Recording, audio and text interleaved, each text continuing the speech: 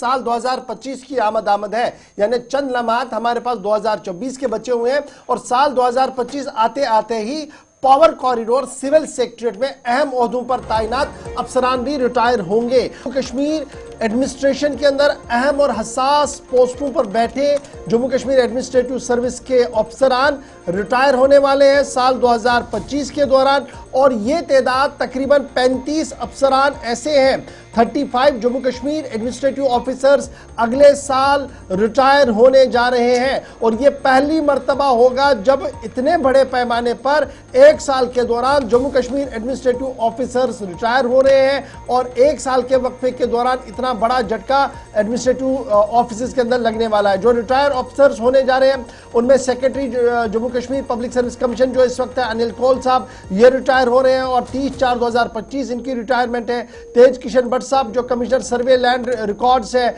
ये 31/5 को रिटायर हो रहे हैं। नजीर अहमद ख्वाजा जो डायरेक्टर रीजनल डायरेक्टर इस वक्त है लैंड सर्विस रिकॉर्ड्स के, ये रिटायर 30/4 को हो रहे हैं 25 को। इसके साथ साथ किशोर सिंह जो स्पेशल सेक्रेटरी है इस वक्त चीफ मिनिस्टर ऑफिस के अंदर, ये 31/10 को रिटायर हो रहे हैं। आसिफ अली अफजर खान साहब जो डिप्टी कमिश्नर है स्टेट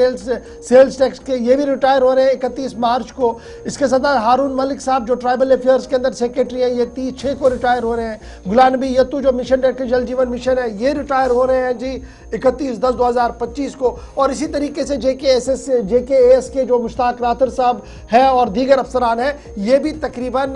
2025 के 8-9 महीने तक सारे रिटायर होंगे। और ये माना जा रहा है कि ये 35 अफसरान जब रिटायर होंगे एक साल के दौरान, तो एक बहुत बड़ा खिला जो है वो जम्मू कश्मीर एडमिनिस्ट्रेटिव सर्विस के अंदर भी देखने को मिलेगा, क्योंकि काफी अरसे के बाद इस तरीके की सूरत हाल होगी कि एक साथ तकरीबन 3 दर्जन के करीब रिटायरमेंट्स होंगी और बैक टू बैक हर महीने के अंदर 2-2, 3-3 लोग रिटायर होते जाएंगे। तो इस तरीके से जम्मू कश्मीर एडमिनिस्ट्रेटिव सर्विस का सूरत हाल क्या कुछ होगी जम्मू कश्मीर के अंदर, उसकी सूरत हाल आपको 2025 आते आते पता लगेगी, जब 35 के करीब सीनियर मोस्ट अफसरान जो है वो रिटायर होंगे। अब बढ़ते हैं जी आगे, बात जरा एक और अहम मौजू की करते हैं और बात करते हैं सन्नत इंडस्ट्री की, क्योंकि इंडस्ट्री को लेकर पिछले कई हफ्तों से हम लगातार आपको बात बता रहे हैं। जो मुरादें मिल रही थी वो क्यों रुक रही है, फाइनेंशियल बजट की बात हमने आपके सामने रखी, लेकिन अब इतलात और खबर ये आ रही है कि सन्नती इनकलाब को दवाम बख्शने के लिए लेफ्टिनेंट गवर्नर भी मुतहरिक हो गए हैं। और लेफ्टिनेंट गवर्नर मनोज सिन्हा ने फैसला लिया है कि वजीर आजम, वजीर दाखिला और मज़कूरा वजारत के साथ मामले को उठाया जाएगा। बड़ी खबर यह है कि इंडस्ट्रियल प्रपोजल्स दिल्ली भेजा गया है, इंडस्ट्री का एक प्रपोजल दिल्ली भेजा गया है ताकि जो 28,400 करोड़ रुपए का पैकेज है इसको बढ़ाकर 75,000 करोड़ रुपया किया जाए, ताकि यहाँ पर जिन लोगों ने अप्लाई किया है, जो तकरीबन 300 के करीब प्रपोजल्स अवेटिंग है, उन्हें नॉड मिल सके। लेफ्टिनेंट गवर्नर का यह फैसला है कि मामला वजीर आजम की नोटिस में भी लाया जाएगा, वजीर दाखिला की नोटिस में भी लाया जाएगा और DPIIT के दफ्तर में भी इस मामले को उठाया जाएगा। 28,400 करोड़ रुपया इंडस्ट्रियल पैकेज ग्रांट दिया गया था जम्मू कश्मीर को,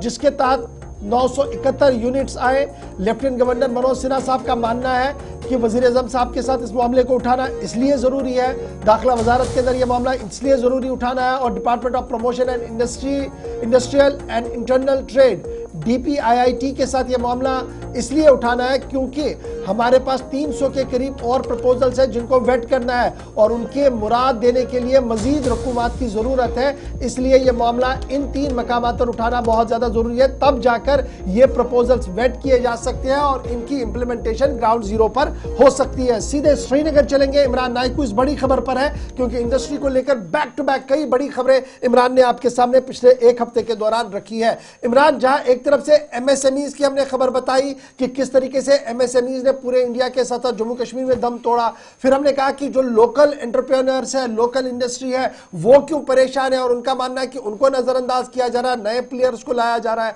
फिर हमने इंडस्ट्रियल पैकेज की भी बात की कि कितना ज्यादा स्कोप इसके अंदर है और कितना कम पैसा है, लेकिन अब खबर यह है कि लेफ्टिनेंट गवर्नर साहब ने इस तमाम मामलात को, संजीदगी को समझते हुए दिल्ली के साथ राब्ता किया है और खबर यह है कि वजीर आजम, वजीर दाखिला और DPIIT के साथ भी राब्ता किया जाएगा ताकि इस पैकेज को मजीद बढ़ाया जा सके और ये मुराद उन लोगों को मिले जिनके प्रपोजल अवेट्स हैं।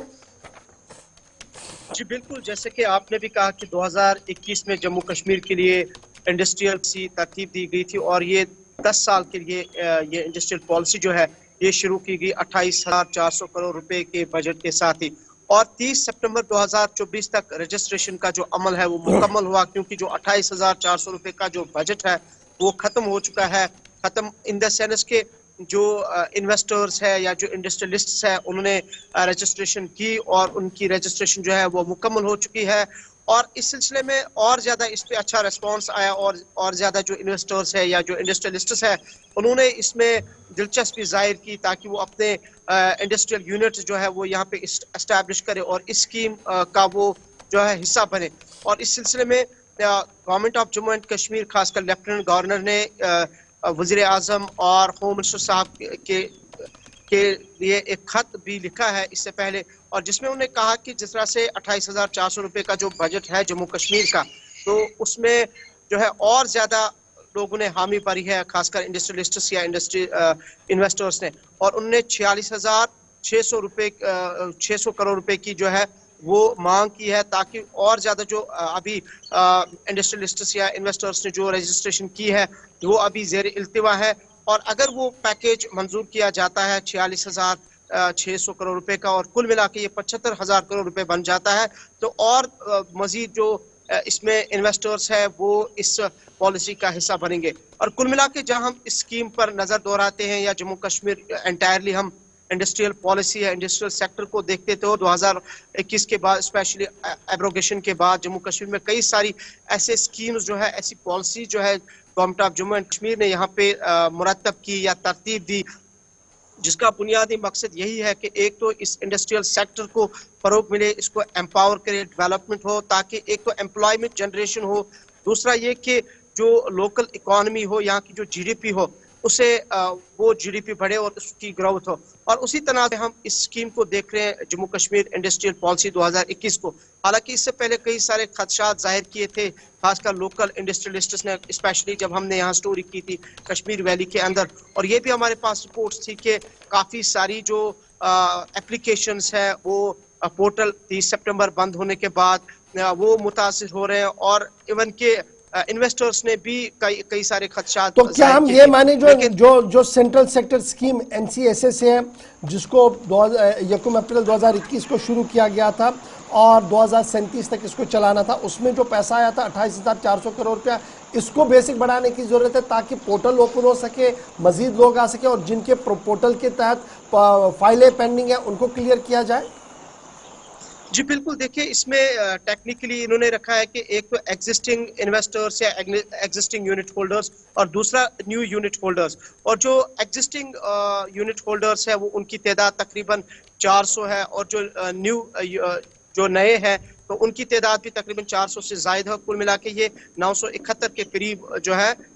इन इन्वेस्टर्स की जो एप्लीकेशन है वो मौसूल हुई है, और वो तमाम। अच्छा, ये पूरा सिलसिला कब तक एक्सपेक्ट है? क्या जरा आपके बताने के कब तक ये पूरा प्रोसेस कंप्लीट हो सकता है? ये जो बजट 1 फरवरी को दिल्ली के अंदर आना है उसमें इसकी रिफ्लेक्शन होगी, या जो बजट जम्मू कश्मीर असेंबली के अंदर वज़ीर आज़म साहब,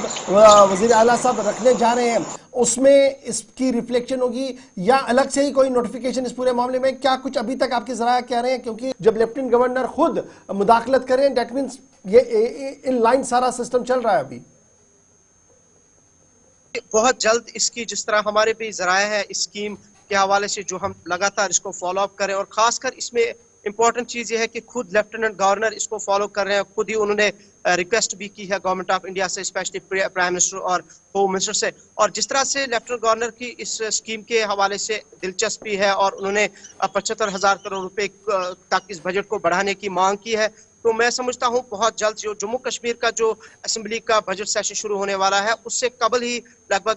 जो है green signal government of India की तरफ से मिलेगी। बहुत शुक्रिया जी हमारे साथ ज्वाइन करने के लिए। इमरान नाइक को बता रहे थे कि बहुत जल्द इस पर बड़ा फैसला हो सकता है, क्योंकि लेफ्टिनेंट गवर्नर मुतहरिक हो गए हैं, दिल्ली के साथ राब्ता और चैनल्स को बहाल कर दिया गया है और सन्नत बाज़ाब्ता तौर पर यहाँ पर चले, क्योंकि जब ट्रेन आएगी तो बहुत सारे इश्यूज जो सन्नत के साथ जुड़े हैं वो भी एड्रेस होने हैं। तो इससे पहले अगर ये माली मामला हल होता है तो ज़रूर एक बुनियादी ढांचे को मज़ीद मजबूत करने का मौका भी मिलेगा।